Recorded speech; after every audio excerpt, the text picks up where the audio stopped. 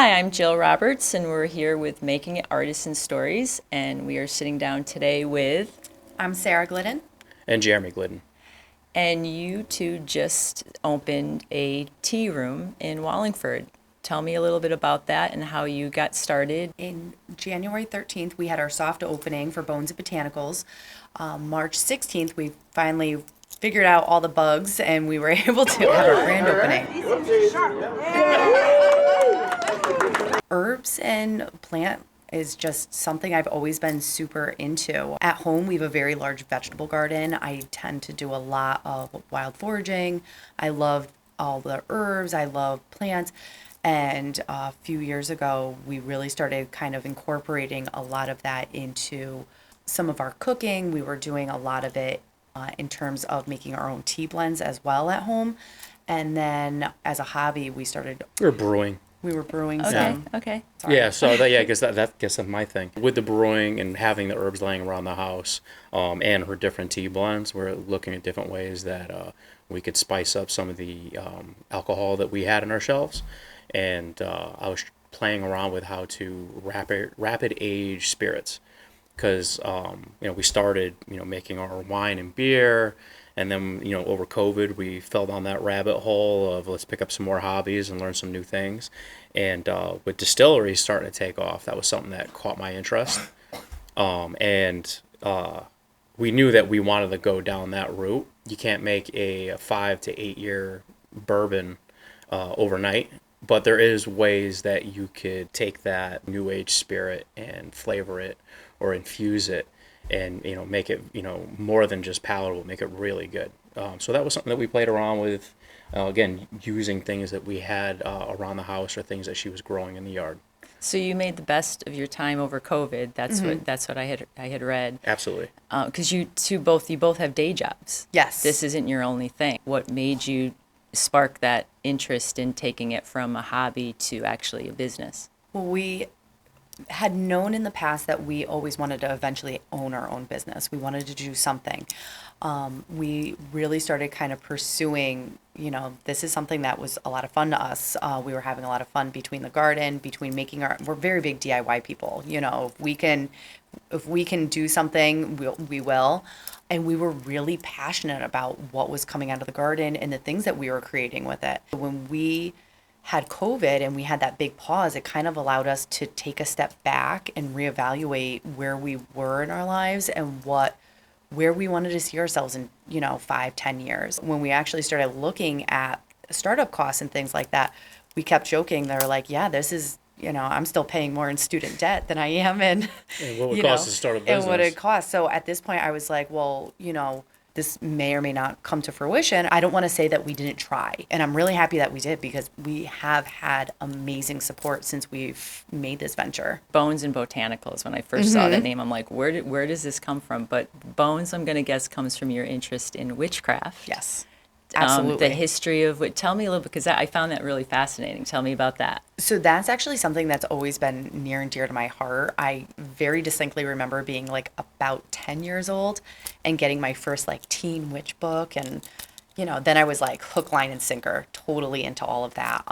And not to mention too, like Connecticut just in general has amazing history. I mean, it's dark history, and I feel like we all gloss over the fact that we've had like crazy witch trials here. It's something that I've always been really interested in. I find it very fascinating, just all the energies of the world. I say this just as a blanketed statement, just not like with ghosties and things like that. In general, I think that there's a lot of power in manifestation and vibrations of things. It was really one of the things as we started creating and making a lot of my concoctions. I half-heartedly joke that these are all potions, but in the end of the day, a lot of the things that I'm putting together they have a lot of the qualities of making you happy or uplifting your mood or helping to just helping you make you feel I better. haven't been to your place of business, but from what I've seen, I feel like that's a vibe that it gives off. yeah. That part of that. How have you incorporated that part of it? The decor of our place definitely has that mystical, magical feel. We have some floating candles that hang. We have these beautiful lanterns that we have hanging up. We have all sorts of different oddities on the shelves. Because we are a small space, we wanted stuff for, if people had to wait a few minutes, because everything we're making 2 orders, so it's not like a well drink where you're just getting something poured into a cup and handed to you. I take the time to craft any libation that I'm making, and we wanted people to have that opportunity to kind of look and peruse. And the oddities on the shelves too, we have living portraits, photos up on the wall that if you stare at them long enough, they'll turn around and they'll look back at you, or they'll wink or smile at you. So we tried really hard to kind of make it a fun atmosphere for people to come to. And I think just in general, again, is something dear to me. But I think in general, I think a lot of people are intrigued, with, witches and that whole type of genre. Yes. Yeah, and it's fun for everybody. I think It a lot is. of people come in and they're expecting it to be like a Halloween themed store, and I try to describe it when we were designing it. We want it to be kind of like Disney's Hocus Pocus meets Cracker Barrel. It's everybody that comes in, it should feel welcome and comfortable in the environment, and try not to do anything spooky about it. Even so, the living portraits, a lot of people tell me they stare at them because they're waiting for them to do something scary, like jump out at them or turn into a monster, and instead it turns and looks at you and winks, and then goes back to its original pose. I read it described as a speakeasy meets apothecary. Yeah. I love that. Yeah, I was just gonna say that's my description. He Okay. likes the Cracker Barrel and Hocus Pocus.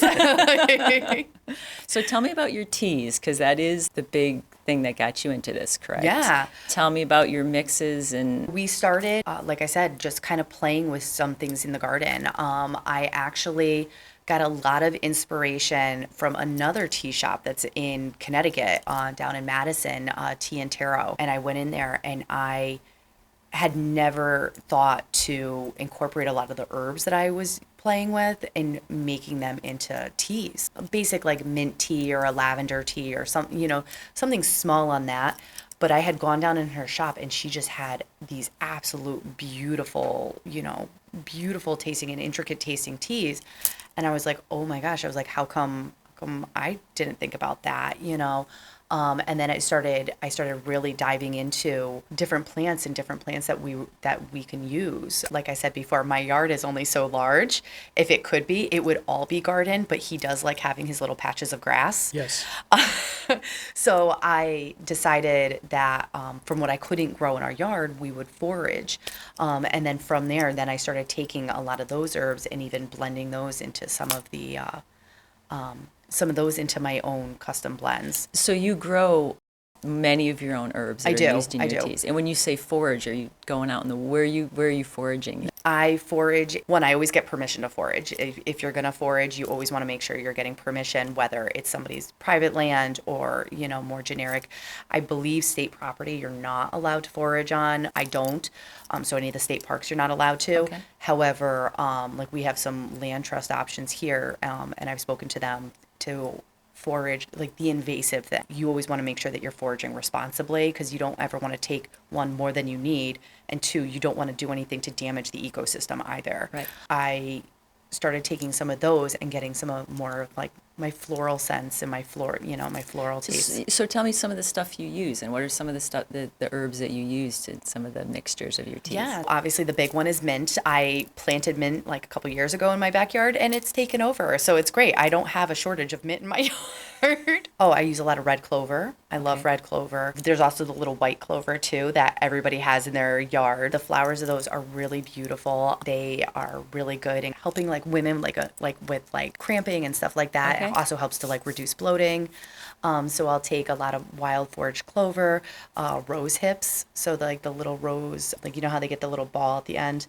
we'll forage those and I'll add those into some of my teas. I do honeysuckle. I did some dandelion this year. I incorporated some dandelion. It's just as some of my wild foraging things from my backyard, obviously, like mint, lavender, bee balm. I've used some marigolds, calendula, chamomile. I planted, all sorts of multi-purposed plants in my yard so that I can use them in teas and in other infusions at home as well. Jeremy, how from you incorporated some ideas that you had into her mixes with flavors? How were you inspired from her doing the teas? I've taken some classes, especially like so we're talking about over COVID, on different ways to age and infuse spirits for different purposes. And one of the newer crazes, at least in the last few years, has been tea infusions. And she's talked about tea and taro. She had a really good blend that she had gotten from them, and just out of curiosity, I was like, let me try this, and it came out delicious, absolutely delicious. I told her, I was like, this is something that we need to pursue. We got to try more flavors and variations and see. So what is the with. infusion process when you're doing? And so depending on how much of the spirit you have and what kind of spirit it is, sometimes it could sit in there as little as 3 hours, or it could sit in there for weeks. It's really trial and error. I can't give you the right answer. It depends on what you're working with, the type of plant. Because some, if you leave it in there too long, it just gets too acidic and bitter. And then other ones, if you don't leave it, if you only leave it in there for a short period of time, you won't taste anything or really see any significant change. A lot of trial and error, a lot of playing. Definitely like using the black teas, clover, and fruit. That get a lot of good flavors out of that. But We have our citrus chamomile too right now. That's really popular and has a beautiful, beautiful infusion. Is your beverage menu constantly changing depending on the season and the herbs that are in? Yeah, we're constantly chatting. We have this new recipe and this is so good and so good for spring. What do you want to take off? And I'm like, I don't know.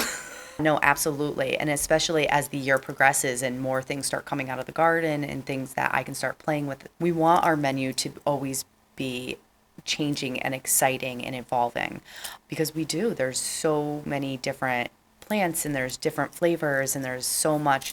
Mixtures are endless. So what were you hoping when you brought this all together and you opened up this shop, and it's in the Wallingford?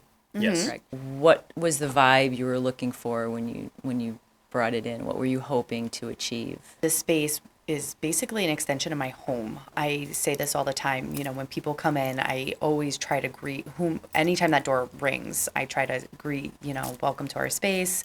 We'll be with you in just a moment. I really wanted a place that people can just come, disconnect, feel welcomed. I wanted everybody to feel welcomed and just have a nice time. I feel like us as a society, we've grown very accustomed to like the hustle and bustle of, run in, run out, try to be as quick as we can without kind of talking to each other.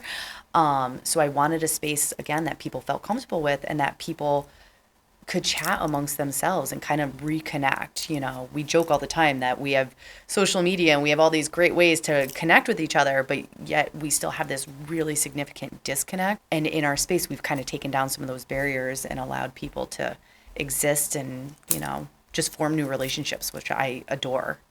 So do you find when people come in, are they looking for your tea menu, or are they looking for a mocktail, or are they just leaving it up to you to give them something that they've never had before? It's definitely a mixed bag. Yeah, 100%. It you'd be depends on the surprised. day. Yeah, or the time. Or the time. You'd be surprised at how many little old ladies come in at 10 o'clock at night for a cup of tea, and they close us down. Yeah.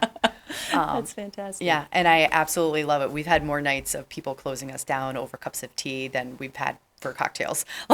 And now we have options too for to-goes. So we do hot teas to-goes and we do our mocktails to go as well. Seems like a lot of like young adults that will come in, they'll get a cup of tea, or they'll get they'll get one of our mocktails, and then off they go, to wherever the wind's taking them. Now, you have a story, the two of you go back. You were high school sweethearts, did I read? That's great. Tell me, how long have you been married? I'm not good with that one. I You could don't tell really you. keep track of that number? I could tell you we've been together for 20. It'll be 22 years in July. Okay. Yeah. Because how is it working together? Because It's awesome. Oh, I love Is it. Yeah. I absolutely love it. I mean, when we were younger, we were inseparable. And then when, obviously, as we got matured and we had to get real jobs, we couldn't hang out with each other all the time anymore. So this is a way that almost feels like it's rekindled like that young love that we had because now we're hanging out with each other all over again. And the space that we have, because it's tiny behind our counter, it's almost like a dance like that we have with each other, between, I'm like, oh, I'm reaching over your head, or oh, I'm right behind you, or oh, I'm on your left. Like, we have, because we've been together for so long, I feel like we have like a way that we can communicate with each other that we're not stepping on each other, if that makes sense. Yeah. But it's great because I can just intuitively like kind of let him know like, hey, this is something, and he's usually on it. Like I don't even actually have to say something. Like we're just. Yeah, I see her making something, and I know, oh, she's gonna need this, or I know she's done with that bottle. I can put it back on the shelf so it's out of the way. Yeah. Stuff like that. No, we work really well with each other, and it's fun. I love when we get that question a lot, and we get a lot of people like, don't you like, you don't get on each other's hair, working this close with each other, and it's like, no, absolutely not. Like this is nice. Like we haven't been this close with each other in years. Do you have like designated roles? Like one person will do more of the ordering or things like that, or Okay. or So I want to say no. Everybody has to do everyone else's job. Go ahead. I know what you're gonna say. So yeah, when it comes to any of our old fashions or our variations of an old fashioned, he jumps on it real quick every time. Anybody that orders one of those, he's like, oh, I got that one. Yeah. And then if it's a mocktail, I throw them her way. Yeah, absolutely. Mocktails and any of our gin drinks, he throws my way. where does your inspiration come from some of the mocktails and drinks that you put together? Do you? So the mocktail specifically were my kids. My kids would see mommy having like a nice fancy like foo-foo drink, as they call it, and they really wanted a foo-foo drink. So I started making little mocktails using a lot of our teas and things like that as our bases, and that's what I was basically giving them so that they also felt just as fancy. So what might go into one of your mocktails? Yeah, so the one that I brought today is our most popular mocktail. So this is our Psyche. It is a butterfly pea tea that we did a cold infusion with. So I let that sit in the refrigerator for 24 hours. And then what I'll do is I'll muddle fresh mint with it with a house-made simple syrup. And the really nice thing about this one is that it has color changing properties. So this is like our most magical mocktail that we have. Well, what gives it the blue? That's such a stunning blue color. So that is the butterfly pea tea flower, which is this beautiful, vibrant blue flower. Or when you soak it in the water, and it allows it kind of to let that color dissipate into the water, and it gives it that really pretty blue color. And then when you mix that mocktail, which I actually, when I make this mocktail, I give it to you to mix. I joke that my stirrers are the magic wands, and then you'll squeeze your lime into it, and the citric acid will change it from that really pretty blue color into like a pinky purple color. Again, going back to our earlier conversation about, witches and magic and things like that. Yes. I wanted that allure. I wanted that magic feel. My kids absolutely love it. So I was like, if my kids love this, why aren't everybody else going to love this? So This was another really exciting one. So how old are your kids? My oldest is 10 and a half, and my twins are 7 and a half. Wow. How are you balancing all We of that? are so fortunate to have an amazing support team. We have my stepdad, my mom that come and help us watch the kids a lot. We have my father-in-law that comes and helps watch the kids a lot. So we have an amazing support of people to come and help and sit and watch the kids. We also live across the street from where our shop is. That's helpful. So it makes it really convenient, Yes. if we have to run across the street really quick or something along those lines. My father-in-law may be sitting with the kids, sometimes I'll pop in just to make sure, the kids are brushing their teeth or getting Yes. ready for bed. And Yeah, because he's really just there to make sure the house doesn't burn down. One of the things I read and I really liked is you really try to incorporate other local businesses. Absolutely. The products that. Tell me a little bit about that and what local businesses you work with. Local is really important to us. Again, kind of going back to all the things that we were talking about before with my garden and foraging and stuff. I love local, and if I can promote local on that level, I also want to do it to the other local businesses, which honestly have been phenomenal since we've opened. In our plaza alone, we have Cheeks Chicken and Waffle that we have people that constantly will order from and then come back to our shop, and they'll, finish their libation, or they'll get something else and hang out and eat while they're snacking. We also have Hong Kong, the Chinese food place in our plaza, and we have Karini's. So people have an array.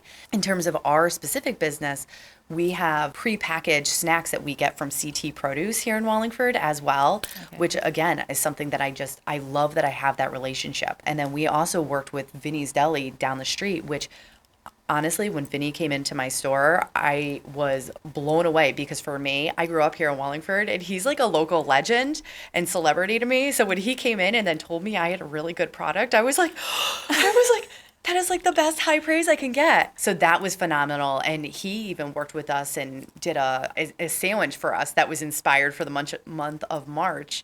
It was the Bones and Botanicals sandwich. I told my mom, I was like, I made it in life. Now that I've had a sandwich from him. It's been amazing. Even our kombucha we get from Solstice Kombucha, who I know you guys have interviewed in the past. Yes, We also get, as a non-alcoholic alternative, we get our CBD wine from Vino Herbs, which is out of New Hartford here in Connecticut. So not to mention a few of our beers that we have on tap are all from local breweries here. Connecticut's got a lot of awesome local businesses. Wallingford has a lot of amazing local businesses. And I am beyond honored that these other businesses want to work with us to, help build us up, and in turn we can help build them up. And just the ones that have just been there in general to help us, like give us advice and or push us in the right direction.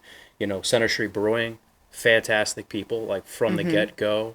Pete was very helpful in giving advice. I mean, I walked in there one day when he was doing an interview with a news station on him supporting small local businesses and startups, and I was like, hey, I'm trying to do that. And he was great, and still is, and we're happy to be able to carry his product.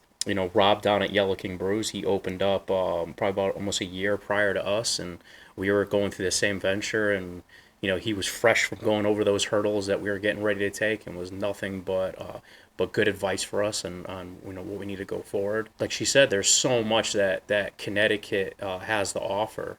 Like there's no reason for us to have to look very far to get what we could give our customers. Right. So it's unique. You're not going to go to your shop and get something ordinary. Not you have really. a lot of that's really neat. I mean, I do have plain Earl Grey tea that we do carry, because I do get some people that just want like, a plain tea. But yeah, no, a lot of the other ones are, are blends and different concoctions. We have an occult book club that we're which I'm super excited about. April 12th was when we had our first book club meeting. I've always personally wanted to be in a book club. I've tried in the past with some of my girlfriends, and they usually never went the way that I envisioned. We have such a small and intimate space, how fun that would be to establish an occult book club. And when I say occult, I mean kind of like your spookier stories, the very first book we actually read was Slewfoot by Brahm. And this one I was super drawn to immediately because it actually is a historical fiction book. So it took place here in Connecticut, part of the witch trials that happened here, and it was an interesting twist on Puritans and paganism, and it was just a great introductory for a book club that we have. So you do that like weekly, or how often? Not weekly, no. Probably once every 6 weeks. I want to give people an opportunity to read. I know people read at all different paces, and I didn't want to make something that was moving too quickly where people didn't feel like they had a really good opportunity to read. And that actually opens up future ventures that we want to do as well. So this is our first kind of private hosted event that we have. We also want to eventually start expanding and doing Wednesday nights. We would love to do like a game night. So, have it so where people can come and, as a whole group, we'll all play like a game, whether it's, Cards Against Humanity or like a Dungeons and Dragons style game where people are coming in and, kind of coming into a story basically. So you really bring community together. It's really important to me. Yes, that's what we're trying to do. Yeah. Right. And you had mentioned before that you had two neighbors that didn't even know they were neighbors and they came in. Yeah, Right, and we then- did. We had, and so one of my favorite stories is we had people that came in, and they came in separately, had no idea who each other were, and then because again our space is small and quaint, they started chatting with each other and talking, and then found out that their houses backed up to each other. Their backyards literally adjoined each other, and they had no idea. And both of them had lived in these houses for over 2 years, and they had no idea until they were sitting in our space. That's great. And we've had other situations like that as well, where people were like a couple doors down. Or we had one night, it was like a high school reunion night. Like we had Oh, yeah. all these people from Lyman Hall that came, and they were like, "Oh my God, I haven't seen you in, X amount of years." And it was so good to have a space that we have created that people, like I said, can just reconnect. Like we were talking previously about supporting other local businesses and such, like we feel that we are doing our part to kind of build up our community and make our community just a little bit better of a space. And you're both lifelong residents of Wallingford, correct? Yes.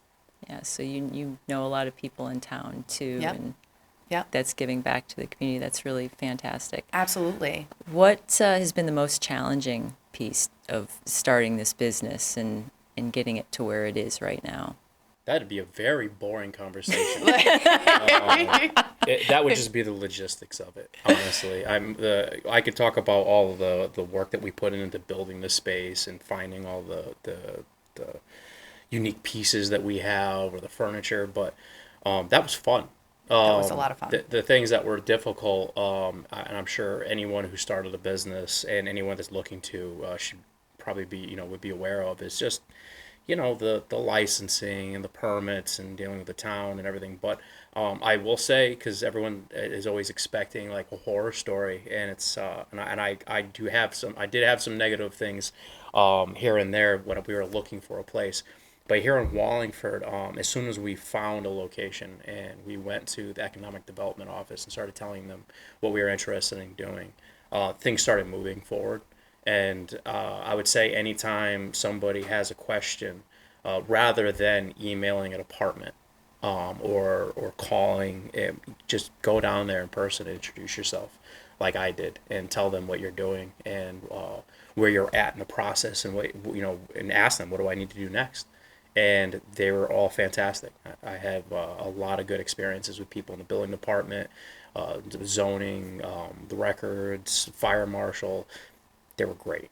If I had a question, they came and they talked to me like I was a human being and not like a faceless drone for a big company. They understood that I was a small business owner, and like what might be a little mistake to them can be a very expensive one to me. Yeah. So I would just say that was the most difficult part about getting the business going would be logistics. But going in there, introducing yourself, and talking to them, and letting them know who you are and what you're trying to do, that was the best way to get it done, honestly. So for someone who might be watching this who has an idea for a business in their mind but's intimidated by all the uncertainty, what would you say to them? Do it. Absolutely. Just do it. Yeah. Well, thank you both. I had so much fun talking to you, and I really want to check out your place too. It sounds like it's a really neat vibe, and I wish you both the best in this Thank journey. you. Thank you. Thank you.